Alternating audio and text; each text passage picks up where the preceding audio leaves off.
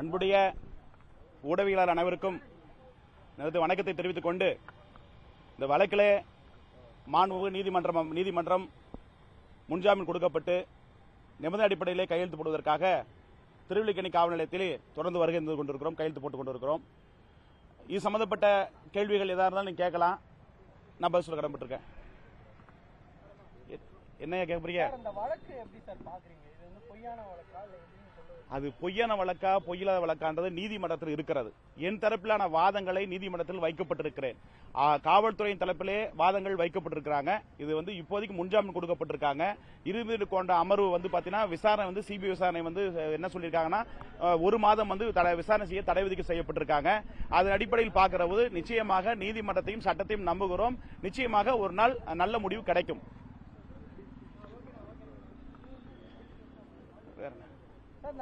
மேகாலயா ப்ராஜெக்ட்னா என்ன சார்? அப்படியெல்லாம் ஒண்ணும் இல்ல. அது காவல்துறை சொல்லப்பட்டிருக்காங்க. அதை பத்தி விளக்கங்கள் நீதிமன்றத்தில் கொடுக்கப்பட்டிருக்கு. என்னுடைய வாதங்களை எடுத்து படிச்சா தெரியும். நீதிமன்றத்தில் முறையா விளக்கங்களை கொடுக்கப்பட்டிருக்கு. அதன் அடிப்படையில் வழக்கு நீதிமன்றத்தில் இருக்கிறது. அதை தாண்டி பேசினா நீதிமன்ற அவமதி பொழப்பாகும்.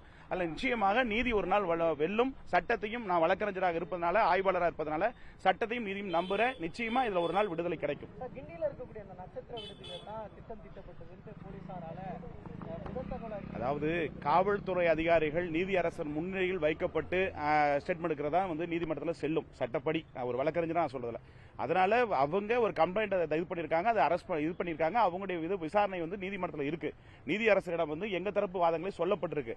அதன் அடிப்படையில் வழக்குகள் நடந்து கொண்டிருக்கிறது. அதனால காவல்துறையினுடைய வாதம் அது எங்களுடைய வாதம் வேறாக நான் பதிவு செய்யப்பட்டிருக்கும். எதற்காக சந்திச்ச விளக்கத்தை நீதிமன்றத்தில் கொடுக்கப்பட்டிருக்கேன். அதை நகல் எடுத்து படிச்சு பார்த்தீங்கன்னா தெரியும். அதை நான் அதை மீடியாவில் சொன்னா நல்லா இருக்காது. யாரும் கருதி நான் சொல்லணும்னு நினைக்கிறேன். கட்டாயம் நான் வாய் திறப்பேன். ஆனா இப்ப திறந்தா நல்லா இருக்காது. அது காலம் நேரம் வேண்டும், வேற ஒன்றும் கிடையாது.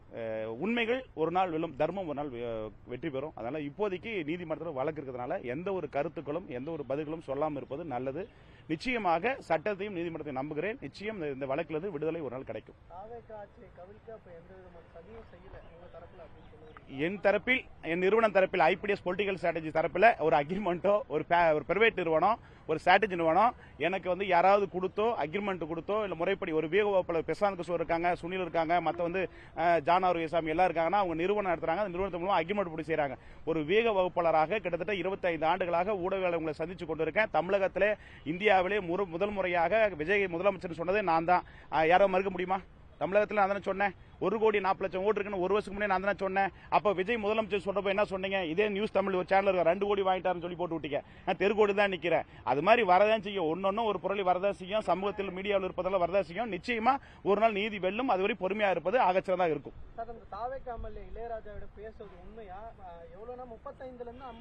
இல்ல, அதாவது இல்ல, அவரிடம் பேசின உண்மை. அந்த அமௌண்ட்டுக்கான விஷயம் விளக்கம் அது நீதிமன்றத்தில் கொடுக்கப்பட்டிருக்க, சொல்லப்பட்டிருக்க.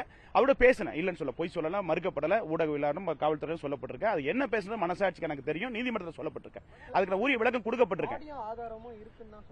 இதுவரையும் தெரியல. சரிங்களா? வேற என்ன செய்திகள்? நிச்சயமா நீ தர்மம் ஒரு நாள் வெல்லும். பொறுமையா இருங்க. நன்றி. பொறுமையா இருங்க.